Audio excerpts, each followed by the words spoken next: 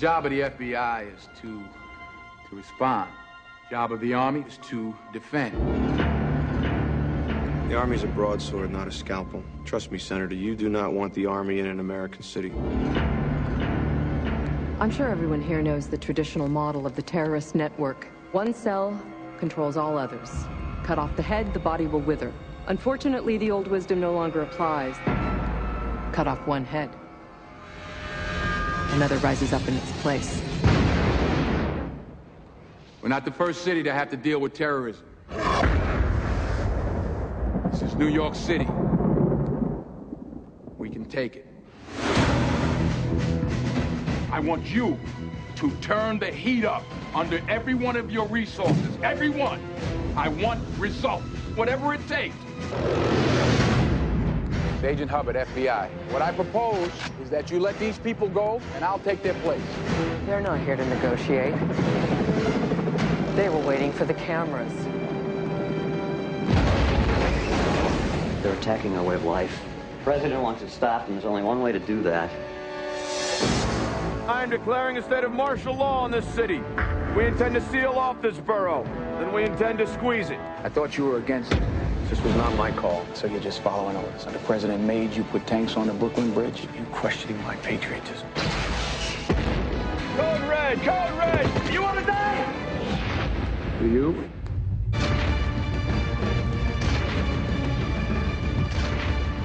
What if what they really want is for us to herd children in the stadiums like we're doing? And put soldiers on the street and have Americans looking over their shoulders? We do that, and they've already won!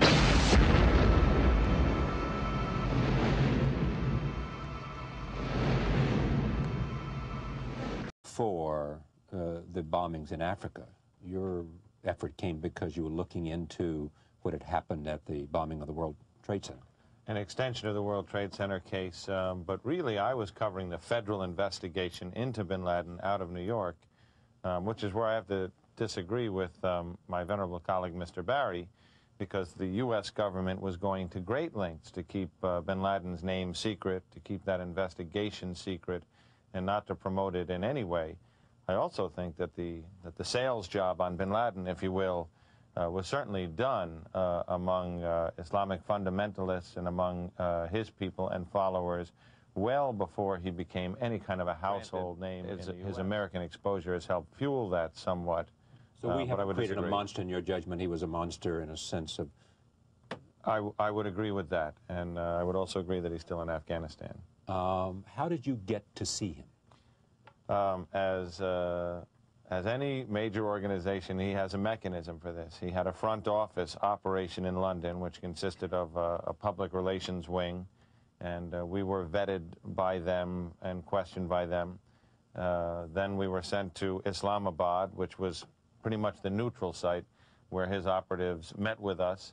And then they literally carried us on sealed orders, if you will. We never knew where we were going, although we knew it would eventually be Afghanistan.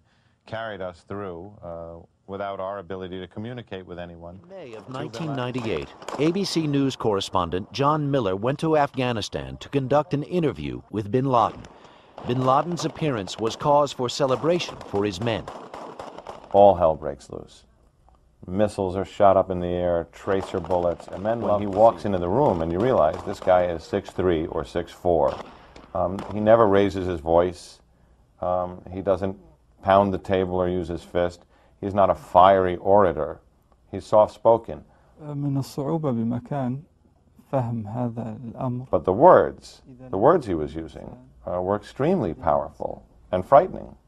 He had three principal issues: to remove the U.S. military presence from Saudi Arabia. The other was to end the U.S. support of Israel, particularly as it affected negatively the Palestinians.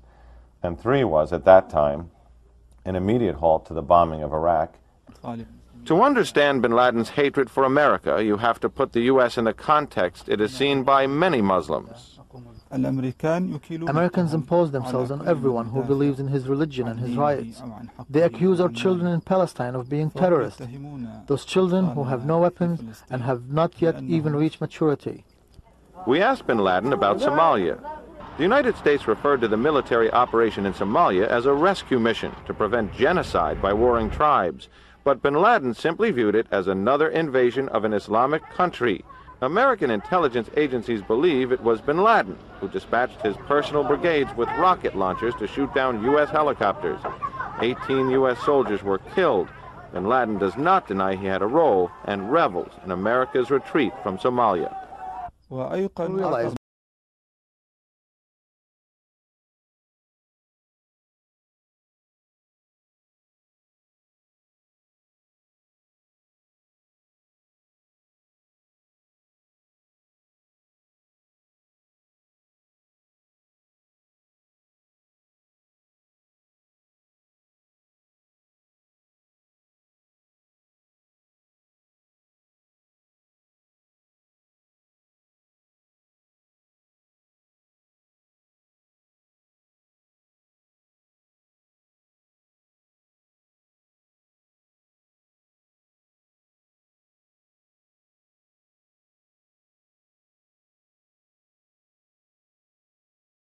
It is 8:17. Bryant? President Bush has said that whipping terrorism is the new focus of his administration. He's vowed to devote all of our country's resources to retaliation.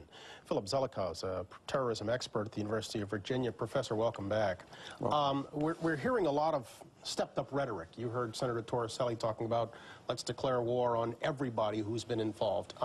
In a logistical sense, in a practical sense, in a military sense, are we getting way ahead of ourselves here? We may not be getting ahead of ourselves, Bryant, but the American people need to understand the implications of the objectives that the nation's leaders are describing. The nation's leaders are preparing us for a war in an area of fantastic difficulty for military operations. They're describing ending governments that support terrorism. That could mean literally ending the current government of Afghanistan. Which then you have to set up another government. You have to find something to replace it. That's right. And Americans, if they pull out their maps and find Afghanistan, they will find that we have no adjacent countries that are allied to us. We have no bases in any adjacent countries from which to operate.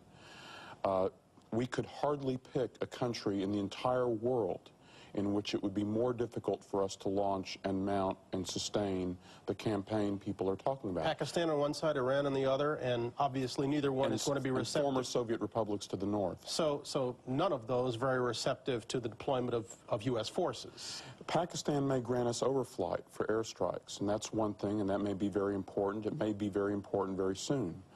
But Pakistan is a staging area for large ground operations where we set up large bases in that region of Pakistan over a period of time would have profound effects on Pakistan's own government and its ability to maintain power if it tried to allow Americans to set up large-scale bases in their country that way. I'm not criticizing the administration's objectives, but I think it's important that the American people understand that this is not a problem that's going to be solved in the next few days with a bunch of airstrikes, and then we declare victory and we're done. So airstrikes either by cruise missile or manned aircraft, those are not reasonable alternatives? They will not be sufficient. In 1998, after the embassy bombings, we fired 70 cruise missiles at terrorist training camps in Afghanistan. And those blew up some buildings, and they killed a few terrorists in training. They did nothing to bin Laden's network. And the administration told the American people it was done, but that was a symbolic retaliation that did nothing to prevent what happened here. That kind of retaliation, that kind of strike, will not satisfy the president's objectives. The president has committed the country to far more than that, and the American people need to understand that this is going to take a long time and require military operations of a kind and variety that they can scarcely imagine right now. Define long time. At least weeks, and depending on the attitudes of local governments, possibly months of sustained preparation for large-scale ground operations in at least one area and possibly more of the Middle East. And if that's what it comes to, should the American public at this point understand that if that's the objective, it is going to entail American casualties of a considerable nature? It will entail American casualties if the country has to invade Afghanistan to overthrow that regime. And Afghanistan has been invaded before, And that's a difficult military problem, and there may well be casualties. The good news is that Afghanistan doesn't have the kind of army that Saddam Hussein deployed. But it's a very hard problem. When the president commits us to a sustained campaign, people need to hear what he's saying and understand what he's asking them to be ready to do. Okay. Professor Zelikow, thank you. Thank you. Again. Foreign Affairs, the magazine of the Council on Foreign Relations, in its November-December 1998 edition, published an article entitled Catastrophic Terrorism, Imagining the Transformative Event. The Pearl Harbor-like event occurred just 3 years later. Philip Zelikow was one of the authors.